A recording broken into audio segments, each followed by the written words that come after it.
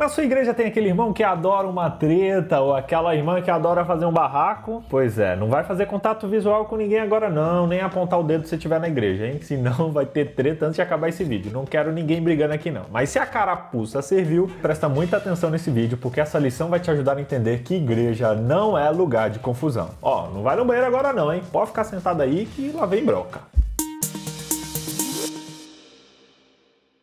Brincadeiras à parte, a igreja deve ser uma comunidade de pessoas que se aceitam uns aos outros porque Cristo nos aceitou primeiro. A igreja é um lugar de diversidade racial, cultural, de ideias, de personalidades. Tudo é diferente na igreja porque somos pessoas diferentes. Mas apesar de termos um princípio e uma fé que nos une, é fato que as nossas opiniões e ideias são diferentes umas das outras. Fomos criados assim e tá tudo bem. Deus espera que a gente seja unido, não uniforme. O que temos que entender é que igreja não é um clube de debates, muito menos um lugar de impor opiniões. Estabelecer a paz e edificar uns aos outros envolve recusar debater assuntos controversos da palavra de Deus que não são importantes ali e sobre os quais não é clara a revelação. Não perca o seu tempo debatendo se uma coisa é errada ou certa de fazer, se isso não está na Bíblia, se isso não está nos princípios ali. Você fica discutindo coisa que não é importante, causa mais rebuliço do que concordância. Não, isso são decisões que cada um deve tomar por si, baseados na palavra e no seu relacionamento com Deus, e no quanto aquilo pesa e afeta a sua influência também, a sua vida e as suas experiências. Eu não vou nem ficar entrando em assunto assim, porque senão já vai dar um debate, já vai dar treta, eu não quero isso. Eu só quero dar exemplos, porque eu já vi muita treta começar por causa de fofoca e de julgamentos envolvendo assuntos que, são desse tamanho. Entenda uma coisa, a gente não está diante de um tribunal humano, mas estamos diante de um tribunal divino. Quando Jesus voltar, a gente vai ter que dar conta de quem nós somos diante de Deus e não do quem os outros são ou do que os outros fazem. Tem certas coisas que a gente pode aconselhar, mas jamais pode usar para julgar o próximo ou se sentir melhor do que ele, não. Cada um vai responder de acordo com seus atos, então pare de cuidar da vida do seu irmão e vai cuidar da tua. Agora, uma coisa que a gente pode discutir é quem veio primeiro, o ovo ou a galinha. É claro que foi a galinha porque Deus criou os animais primeiro, ok? Então não vamos nem discutir isso aqui, mas quero só deixar registrado essa minha percepção. A galinha magricela bota ovo sem parar. Os cristãos de Roma, eles estavam cometendo esse péssimo erro de concentrar as suas discussões, as suas conversas em torno de dias de festa, de jejum e de certos tipos de alimento que alguns estavam comendo. Vou explicar. Na igreja de Roma, os cristãos que haviam optado pela dieta vegetariana, eles estavam sendo rotulados de fracos na fé. Os outros que usavam alimentos de carne e tal eram tidos como fortes na fé. Mas será que existe alguma relação entre uma coisa e outra? Vou explicar para você. Para encontrar essa resposta, a gente precisa entender as diferenças históricas entre o mundo romano e o mundo de hoje. Naquela época, só comia carne quem era rico. As carnes eram caras e a maioria dos crentes eram pobres. Eles praticamente tinham condição de comprar carne só quando tinham festivais pagãos. Isso porque o excesso de animais sacrificados nos templos oferecia uma quantidade de carne muito maior do que os sacerdotes e as suas famílias podiam comer sozinhos. Então, eles vendiam o que sobrava no mercado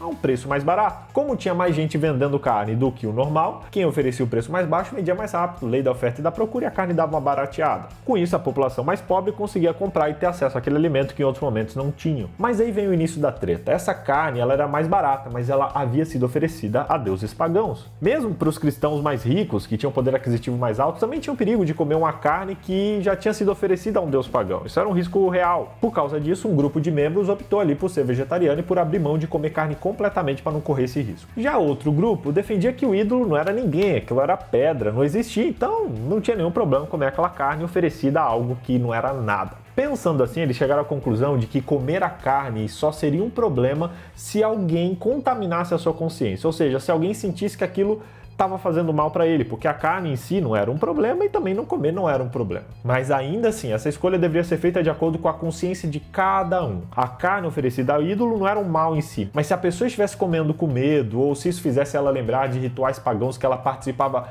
antes de conhecer Cristo, aí era melhor evitar. Hoje em dia o contexto é outro. Adotar uma dieta vegetariana não indica que você é fraco na fé, e comer carne não mostra que você é forte, não. As circunstâncias alteram as condições, ok? É verdade que o consumo de carne hoje tem impacto negativo sobre a nossa saúde. A dieta vegetariana, ela proporciona uma melhor qualidade de vida, um raciocínio mais claro e também uma maior percepção da vontade de Deus para a nossa vida. Contudo, a gente precisa aceitar e respeitar as decisões uns dos outros e não julgar nem condenar aqueles que pensam de maneira diferente. Aquele que come de tudo não deve desprezar o que não come, e aquele que não come não deve condenar aquele que come, pois Deus o aceitou. Já foi dito isso lá em Romanos 14. Vamos manter a paz, cuidar de si mesmos e parar de julgar o coleguinha, ok? A gente não sabe os motivos, as lutas, a vida, nem a bagagem emocional e familiar que cada um enfrenta. Por isso, a melhor maneira que a gente pode fazer é cuidar da nossa consciência e estar sempre pronto a amar e ajudar o nosso irmão que estiver precisando.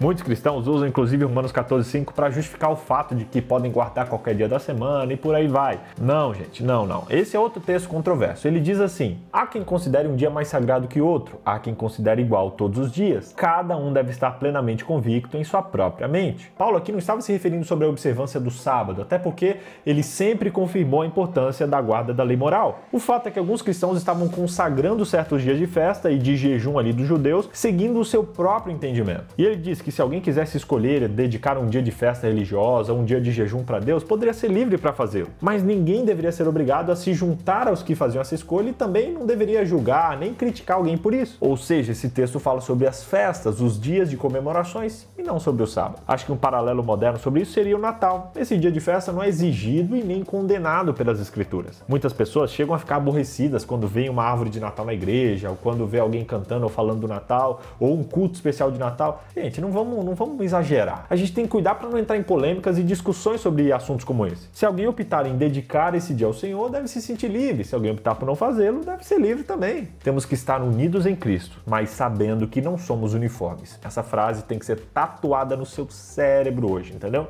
E por falar em tatuagem, quero falar um pouquinho sobre isso. Vamos falar, é certo ou não é? Zoeira, eu não quero entrar nessa discussão, hoje não é dia de treta. Com esse pensamento, a palavra da semana é igualdade. O que você entende sobre essa palavra? O que você entendeu no contexto da lição de hoje sobre a palavra igualdade? Faça aí uma rede semântica, como a gente já te ensinou, tira uma foto e marca lá NT Play Oficial, Vitor BJ e CPB Editora, que a gente quer ver o que você fez.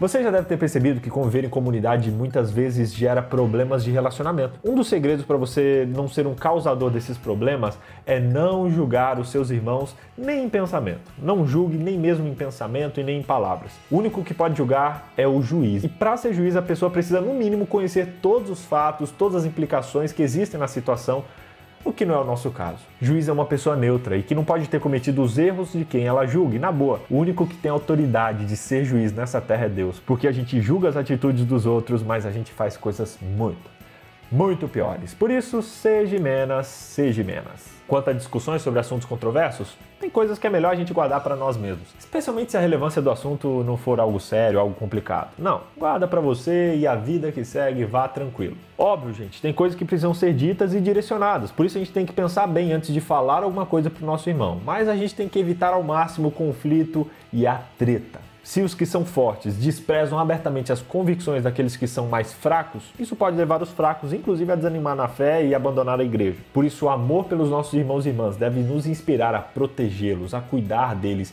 e a instruí-los nos caminhos do Senhor, recusando-nos a agradar a nós mesmos e também a criticar de maneira vazia. Esse, inclusive, gente, é o motivo pelo qual a gente tem tantos membros recentes deixando a igreja. Às vezes não se sentem abraçados e às vezes são tão julgados ali pelas pessoas que não aguentam e acabam saindo. Então, vamos cuidar dos nossos irmãozinhos que talvez são mais fracos na fé, né? Mais de fraco não tem coisa nenhuma. Eles só são bebezinhos, estão crescendo, estão se estimulando e a gente precisa apoiá-los. A gente tem que cuidar uns dos outros, temos que tratar os outros como Cristo nos tratou. Se Jesus fez todo esse sacrifício por nós, a gente devia fazer o mesmo. A gente tem que seguir o exemplo dele, em abnegação, nos esforçando para manter o espírito de unidade entre nós que somos o corpo de Cristo. Resumindo então, primeiro, não tretarás com o seu próximo. Segundo, não debaterás o que não convém. Terceiro, não falarás tudo o que pensa. E quarto, não julgarás a atitude do próximo. Acho que ficou bem clara a forma como a gente tem que se comportar com os nossos amigos cristãos e também nos nossos relacionamentos. Não estou dizendo que todos os problemas devem ser varridos para debaixo do tapete, como se nada tivesse acontecido, não. Mas a gente tem que tomar cuidado em como nós lidamos com as crises